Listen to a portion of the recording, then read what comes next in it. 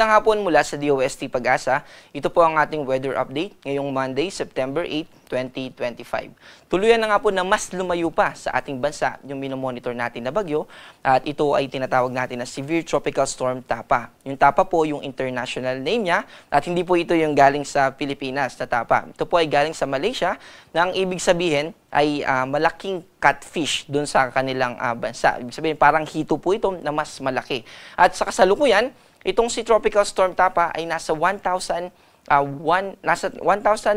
kilometers west-northwest ng extreme northern Luzon at wala itong magiging epekto sa anumang parte ng ating bansa.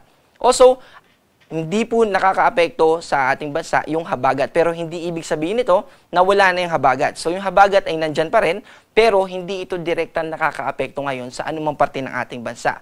Habagat season pa rin po ngayon pero ang nakakaapekto sa atin ay yung easterlies. Ibig sabihin po niyan, yung hangin na galing sa Pacific Ocean, yung mas nakakaapekto sa ating bansa. Itong easterlies po ay nagdadala ng maalinsang panahon sa malaking bahagi ng ating bansa. Pero nagdadala rin ito ng mga kaulapan, lalo na dito sa probinsya ng Quezon, sa Bicol Region, sa Eastern Visayas at ganun din dito sa Caraga Region. Dito naman sa Metro Manila at sa natitirang bahagi ng ating bansa ay mananatiling maaliwalas ang ating kalangitan. Ibig sabihin, mas mababa yung tsansa ng mga pag-ulan. Pero, nandun pa rin yung posibilidad ng mga localized thunderstorm, usually sa hapon at sa gabi. And posible din early in the morning.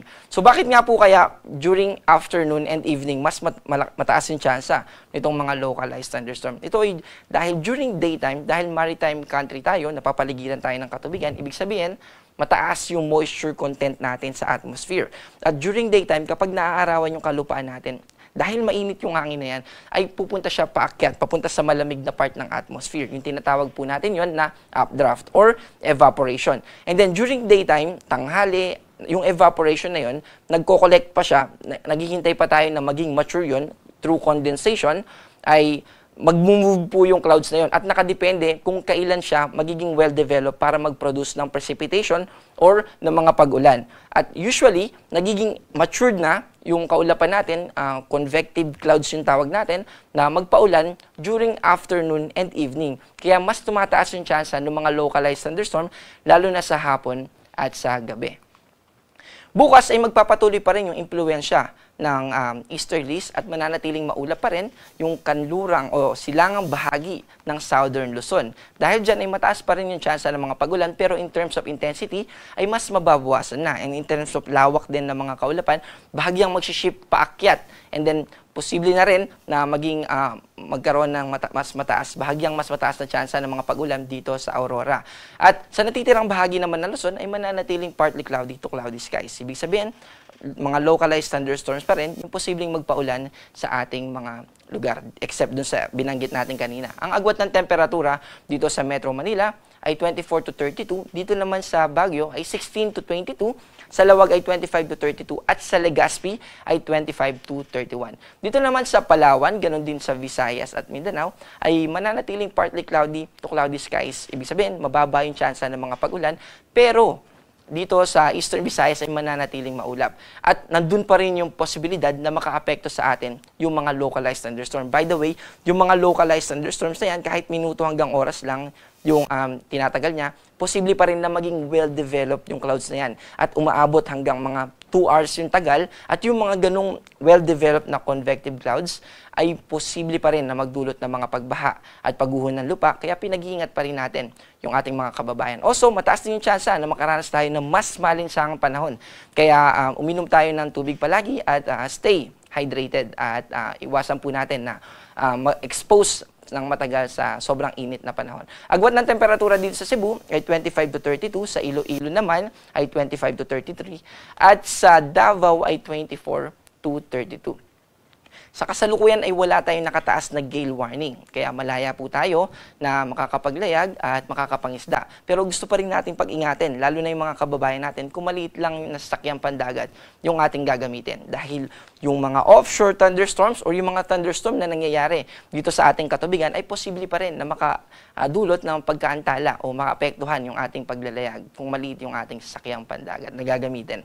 Para sa ating 3-day weather outlook o yung inaasahan nating panahon sa susunod na 3 araw, simula Wednesday hanggang Friday, dito sa Metro Manila, Baguio at saka sa Legazpi, mananatiling maaliwalas yung ating kalangitan, maalinsangan, may kainitan. Pero nandun pa rin yung tsansa ng mga localized thunderstorms. Ganon din naman dito sa malaking bahagi ng Visayas at sa Mindanao. So itong mga karakteristik na ito, yung epekto ng easterlies kahit nasa habagat season tayo, ito po yung associated dito sa tinatawag natin na monsoon break.